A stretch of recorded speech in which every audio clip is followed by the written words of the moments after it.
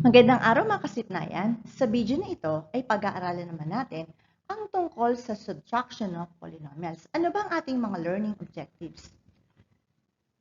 At the end of the lesson, the learner should be able to illustrate the steps in subtracting polynomials, perform subtraction operation ng polynomials.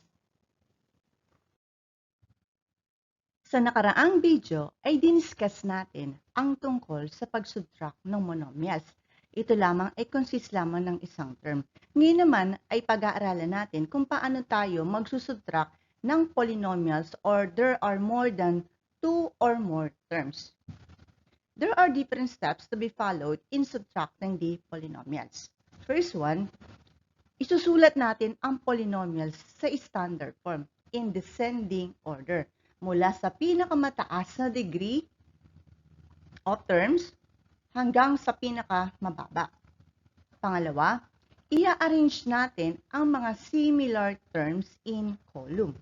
Then, pangatlo, change natin o papalitan natin ang sign ng subtrahend at proceed tayo sa addition ng sign numbers at kokopyahin or affix ang kanilang literal coefficients.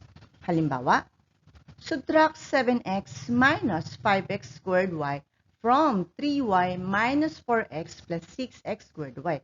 Kung mapapansin, ang given na example ay hindi siya naka-arrange in standard form or descending order. So, once na sinulat natin ang polynomials na ito, ay i-arrange natin sila in standard form or in descending order. So, we have using the vertical method in subtracting the polynomials. So first, sulat muna natin ang polynomials in standard form, then arrange the similar terms in column. So, ito na ngayon siya, inarrange na natin ito in descending order or in standard form. So we have 6x squared y. Bakit nauna ito si 6x squared y? Dahil si 6x squared y ang may pinakamataas na degree of terms. Because itong si 6x squared y ay naka third degree, ito ay first degree at first degree. Okay, so inuna natin ngayon itong pinaka-highest degree. Then, in an alphabetized order na siya. Then, minus negative 5x squared y plus 7x. Again, inarrange natin in descending order itong polynomial na ito or itong binomial na ito. Okay, and then, third step, change the sign of the subtrahend and proceed with the addition of the sign numbers and affix the literal coefficient. So, itong minuend na to ay hindi siya magbabago. Remember the keep, change, change. So, we're going to keep, this is the minuend. So, we're going to keep the signs of the minuend. So, just as is. So, just copy, still 6x squared y minus 4x plus 3y. Then, itong subtrahend na to ay mababago. So, from minus sign or subtraction, we're going to change this into an addition sign. Then, si negative siya ay magiging positive. At si positive siya naman ay magiging negative. Then, we're now going to proceed to the addition of the sign numbers. So, we have now 6 plus 5 is equal to 11x squared y, negative 4 plus negative 7 is equal to negative 11x.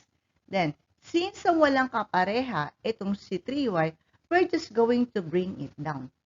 So, for our final answer, it is 11x squared y minus 11x plus 3y.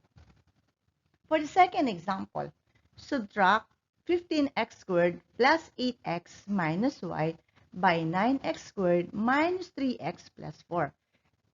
Kung mapapansin, ang given na example or polynomials ay naka-standard form na kagad sila. Arrange na kagad sila in descending order.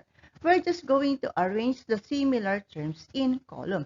Using again the vertical method, we have now 15x squared plus 8x minus y minus 9x squared minus 3x plus 4.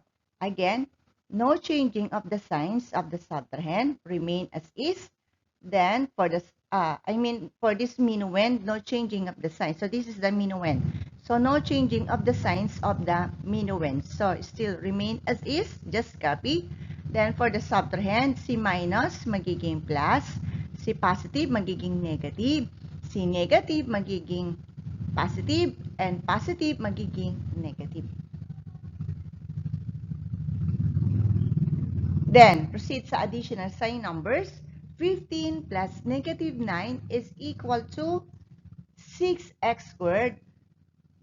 8 plus 3 is equal to 11. Then, copy the literal coefficient x.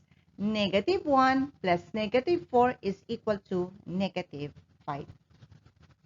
So, this is how we subtract the polynomials.